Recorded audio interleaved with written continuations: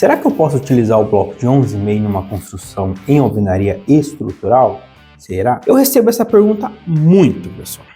Porém, no vídeo de hoje eu quero ir um pouco além. Quero explicar para vocês a diferença prática entre o bloco de 11,5, 14 e 19.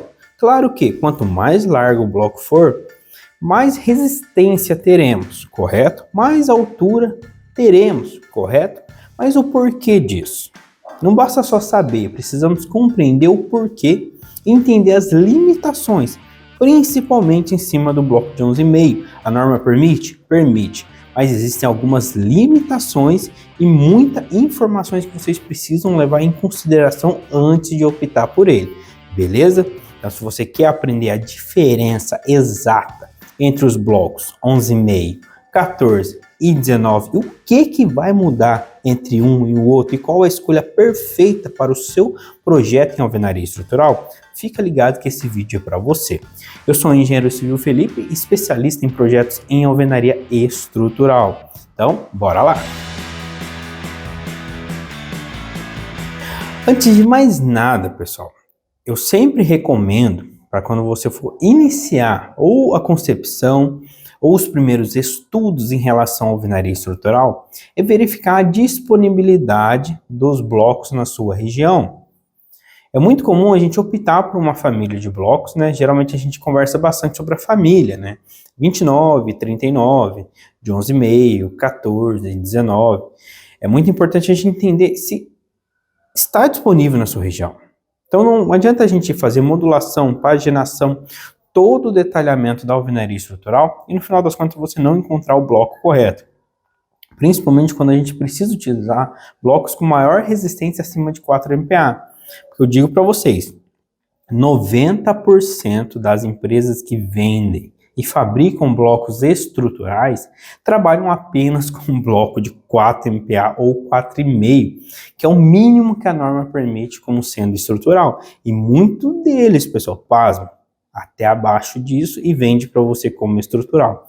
Então, cuidado, tá? Procure saber, né, a procedência dessa fabricação e questione e exija duas coisas. Um laudo de ensaio, provando que aquele bloco tenha resistência. Segundo, pelo menos, tá, vocês terem uma RT da fabricação, né? Vocês entenderem se existe um responsável técnico por trás da fabricação desses blocos. Quando a gente fabrica um bloco, né, a gente exige a fabricação de um bloco mediante um projeto estrutural, a gente exige uma resistência mínima, correto? É muito fácil quem está te vendendo falar para você tem tal resistência. E você vai precisar acreditar nele, você precisa ter uma confiança no seu fornecedor. Porém, você precisa documentar isso, porque se um dia a sua estrutura tiver um colapso, sua estrutura trincar, fissurar, às vezes eu nem digo nem cair, pessoal, é muito difícil, tá? Uma residência realmente vir um colapso, a não ser construções maiores ou vãos, né? Situações bem mais complexas. Porém, se você tiver uma patologia, você ter quem você acionar, você precisa compreender as suas garantias, já que o material tem a sua garantia, a execução tem a sua garantia, e o projeto estrutural tem a sua garantia também. Sempre lembrem disso. É uma cascata e uma somatória de responsabilidades técnicas. Desde o engenheiro calculista, ao fornecedor do projeto, a quem está executando a sua... mas o pedreiro... ele precisa responder. Geralmente se torna responsável pela execução quem assina o projeto de prefeitura. Então, por isso que realmente precisam compreender e entender essa questão da responsabilidade. Beleza? Agora falando propriamente dito dos blocos, tá? Vocês lembram de um detalhe muito importante? Vamos até aqui, ó. Vamos entrar aqui na tela do computador para a gente compreender melhor quais são os mecanismos de verificação, né? O que a gente precisa analisar e ficar atento quando a gente decide trabalhar com bloco de 11,5, 14 ou 19. Tá?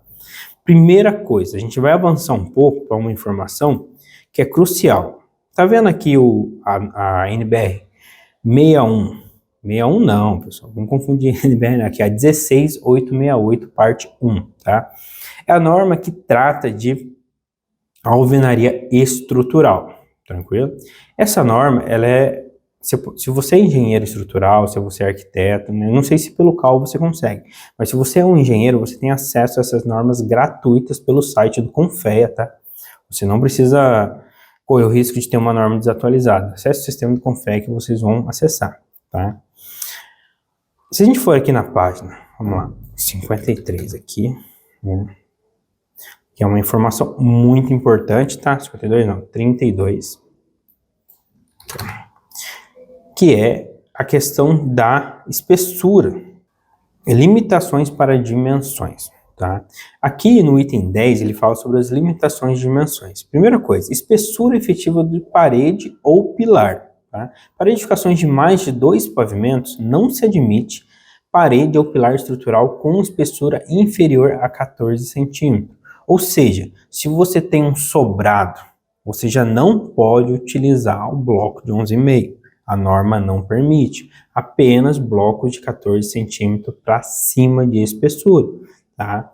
Isso porque vai interferir diretamente no índice chamado de índice de esbeltez. O índice de esbeltez ele pode também ser encontrado através de uma equação, tá? Que é o lambda, tá? O lambda, ele é o coeficiente de esbeltez, beleza? Que é esse carinha aqui. O coeficiente de esbeltez é a relação entre altura efetiva e espessura efetiva. E por que a gente trata como efetiva? Tá? Quando temos dois travamentos, tá? Um travamento superior e o outro travamento inferior, a altura efetiva ela é igual à altura entre os elementos, certo? Quando temos um travamento apenas em uma das bases, como esse no caso, a altura efetiva é 2 vezes a altura.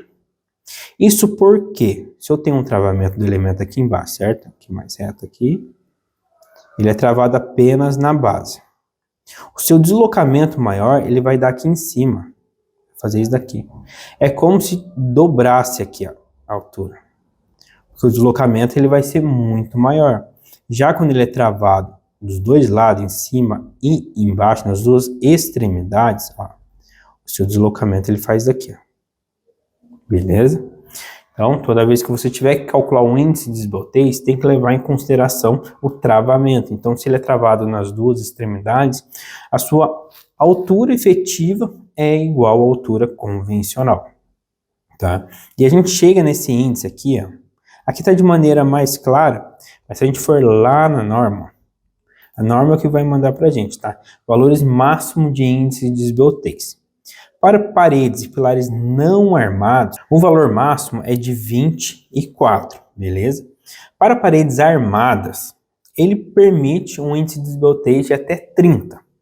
Acima de 30, ele pede para ir no anexo C dessa norma.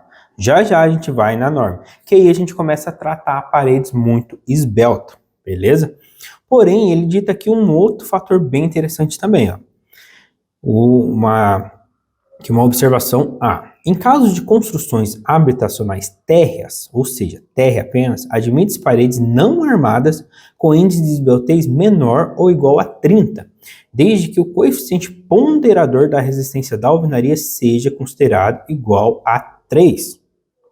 Ou seja, na hora da gente fazer os cálculos estruturais, geralmente, né, o fator de ponderação, que é o que a gente utiliza para majorar a resistência da alvenaria aqui, ó, a gente utiliza o 2. Tá?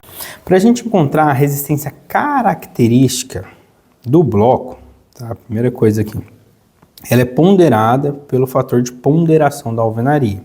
Quando a gente tem a parede, né, com índice de esbeltez entre 24 e 30, automaticamente eu não posso trabalhar com esse fator de 2. O fator de 2 de ponderação são em combinações normais, ou seja, situações comuns, né, de construção dos edifícios, casas, enfim. Agora, se eu já estou próximo do índice de esbeltez 30, significa que eu tenho que ponderar, tá, para 3. Isso, claro, apenas se for residências térreas, tá, pessoal? Tá aqui, ó, construções habitacionais térreas. Se eu tenho um edifício, um prédio, eu já não posso trabalhar com esse índice de 3, beleza? Aliás, eu não posso nem trabalhar com esboltês de 30, às vezes até vou precisar utilizar o fator de ponderação 3, mas não é o caso porque eu não vou passar de 24, tá? Então tenha sempre isso em mente. E lembrando que a resistência característica do bloco, né, que é dividida pelo fator de ponderação da alvenaria, ela é dada por, quando é bloco de concreto, 70% do FPK do prisma, ou 60% do prisma, né? Até acabei cancelando aqui, tá? 60% quando é tijolo cerâmico, né? Um bloco estrutural cerâmico, 60%. Então, por exemplo, aqui é o bloco de 4 MPa, que é o bloco com a menor resistência que a norma permite com que eu trabalhe, né? O prisma vazio, 3.2. O prisma cheio, 6.4. Eu vou pegar esse valor, se for de concreto, multiplicar por 0,7 para encontrar o FK, que vai ser depois majorado pelo ponderador M, aqui, ó, o fator M de ponderação. Aí sim eu vou ter o fator, né, a resistência à compressão de cálculo da minha alvenaria estrutural. E eu vou aplicar ela dessa forma, correto? Essa é a fórmula que a gente utiliza para calcular a compressão simples, tá? Não vamos se aprofundar, mas para vocês entenderem, tá? A resistência de projeto à compressão, ela é dada pela equação de área vezes a resistência de projeto da alvenaria vezes o R, que é o redutor devido à flambagem. O redutor, a gente vai utilizar o valor encontrado pelo índice de esbeltez. Esse índice de esbeltez, o que ele dita para a gente, né? Esse coeficiente, o que ele quer dizer para a gente? Que quanto maior a minha parede, mais esbelta a minha parede é, ela pode até subir desde que a sua espessura também aumente, porque daí vai ser uma correlação. Porém, se ela vai ficando mais esbelta, mais fina, mais suscetível a deslocamentos verticais ela vai ser e mais suscetível a deformações. Tanto que de 24 a 30, se a gente vai trabalhar com uma parede armada, é necessário considerar os efeitos de segunda ordem. O que é o efeito de segunda ordem? Tá? Isso tanto para estruturas de concreto armado, como para estruturas em alvenaria estrutural. O efeito de segunda ordem são os esforços causados pela deformação da estrutura mediante as cargas e deformações consideradas. Tá? Se eu tenho uma estrutura, né, ela tem um carregamento aqui em cima, beleza? Eu estou considerando compressão, flexão, independente do esforço que está chegando nessa parede. Porém, por algum motivo ela faz isso, ela flamba. Essa flambagem, ela vai gerar um esforço, muitas das vezes não linear, na nossa estrutura. E é preciso fazer alguns cálculos de interações para entender como é que vai agir esses esforços na minha estrutura, porque eles passam a ter um efeito muito maior e mais expressivo na minha estrutura. Então, por isso que passou de 24 ou de 30 ainda, a gente precisa considerar os efeitos de segunda ordem. Beleza, a gente entendeu aqui a questão da normada, 30, e vamos para o anexo C da norma, pessoal. É o anexo que permite com que a gente trabalhe com paredes esbeltas, tá? Vamos lá aqui, tá? Vamos aproximar mais aqui, ó. Parede com esbeltez superior a 30. É importante entender o que? As especificações. As condições para dimensionamento das paredes com índice de esbeltez superior a 30 são os seguintes. As paredes devem ser armadas, ou seja, você não trabalha com parede não armada. Muitas das vezes você pode até trabalhar com armadura mínima desde que ela atenda. O elemento deve ser parede e não pilar. Tá? Isso a gente está falando de alvenaria estrutural. Então você não pode utilizar só um bloco como se fosse um pilar. A espessura do bloco deve ser no mínimo ou igual a 140 milímetros. Ou seja, uma parede muito esbelta não pode utilizar o bloco de 11,5. Tranquilo? Os deslocamentos horizontais fora do plano, na base e no topo da parede devem ser restritos. Ou seja, eu tenho uma limitação de esforço que está chegando na horizontal, no topo da minha parede e na base da minha parede. Tem uma limitação. No dimensionamento, deve-se assumir as condições das extremidades como simplesmente apoiadas. Ou seja, elas estão apoiadas, elas não estão engastadas. Isso aqui muda muito, pessoal. Muda tudo, na verdade. A máxima tensão de compressão de projeto deve ser menor ou igual a 10% da resistência do prisma do projeto. Ou seja, você lembra aquele cálculo que fizemos aqui, para encontrar a resistência de projeto da nossa alvenaria? Estamos dizendo que depois de passar por todas as ponderações, as cargas que estão chegando na minha parede não podem passar de 10% do FD, pessoal. Tá? Não pode passar, ou seja, em condições muito esbeltas, aqui nesse caso aqui, o máximo é 10% desse valor, tá? Paredes esbeltas. Tranquilo? Então, toda vez que você for dimensionar, tenha isso em mente, que a majoração ela é tamanha que você só pode utilizar 10% na resistência da compressão. Justamente para ter essa redução de deslocamentos e movimentações e desaprumo também.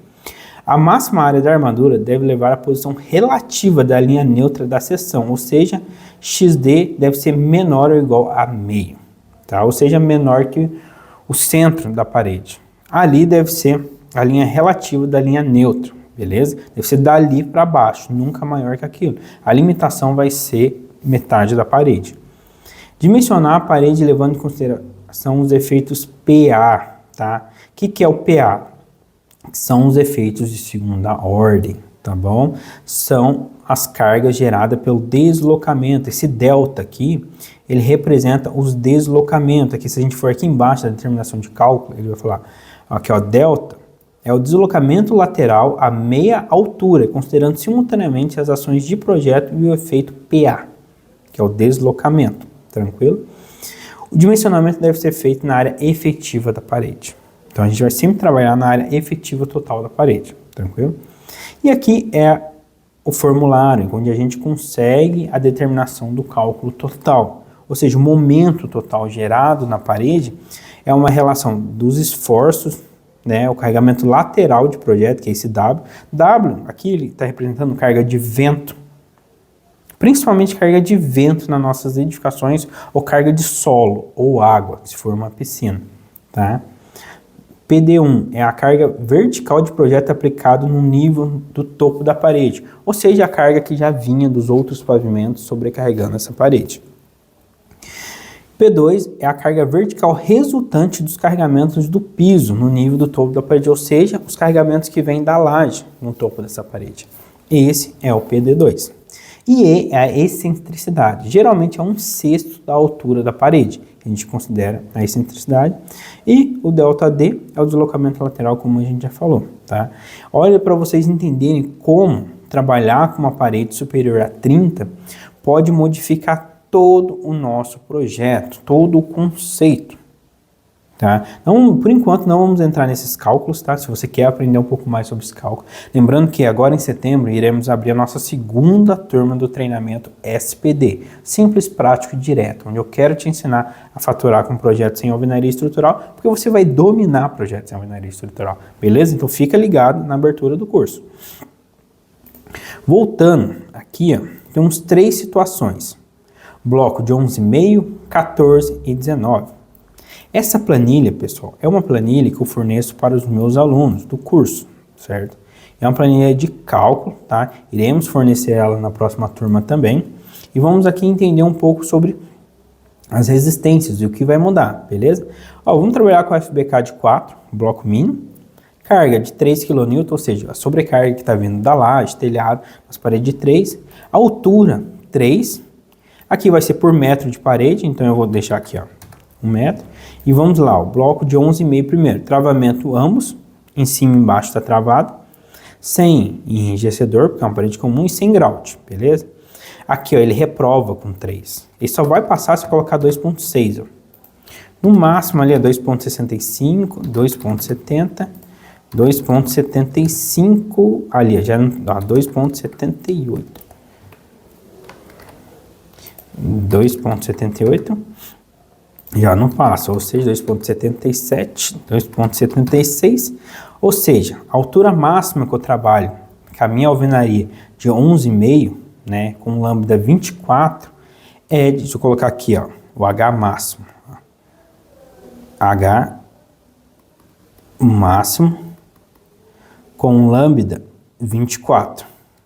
Aqui a gente tem no de 11,5, beleza? Vamos considerar aqui 2,76 de altura, ou seja, no 11,5, 2,76 metros. Já o bloco de 14, para ter um lambda bem legal aqui, o que isso causa na prática, tá? Se você está em dúvida. Se eu preciso considerar efeitos de segunda ordem, tenho momentos majorados, se eu reduzo a capacidade da minha alvenaria estrutural de resistir a esforços de compressão, ela acaba não sendo tão econômica quanto ela foi projetada para ser. Por isso que às vezes aumentar a espessura do bloco acaba trazendo uma economia maior para a estrutura final. Então tome cuidado com isso, senão você sai da zona de economia, beleza? Vamos aqui para o bloco, simplesmente mudar para o bloco de 14, né? Olha como mudou muito, olha. Aqui eu já vou jogar para 3,5. 25. Não passou. 3,45, 24, já deu uns quebrados. Você poderia até trabalhar com 3,45, tá? Mas não é muito interessante passar nem um pouco. Você começa a comer aí margem de segurança. 3,35, ali ó. 3,36, cravado. Ou seja, aqui 3,36 metros, tranquilo? Já o de 19, aqui a gente está bem confortável, tranquilo? Porque a gente já consegue passar a barreira dos 4 metros. A gente pode trabalhar com 4,20, 4,40, 4,50, 4,60, ó, 4,55. Então eu tenho aqui 4,55 metros, isso estando dentro da faixa de 24, beleza? Agora se eu quero trabalhar com parede muito esbelta, não vou nem trabalhar com a de 30, tá? Muito esbelta,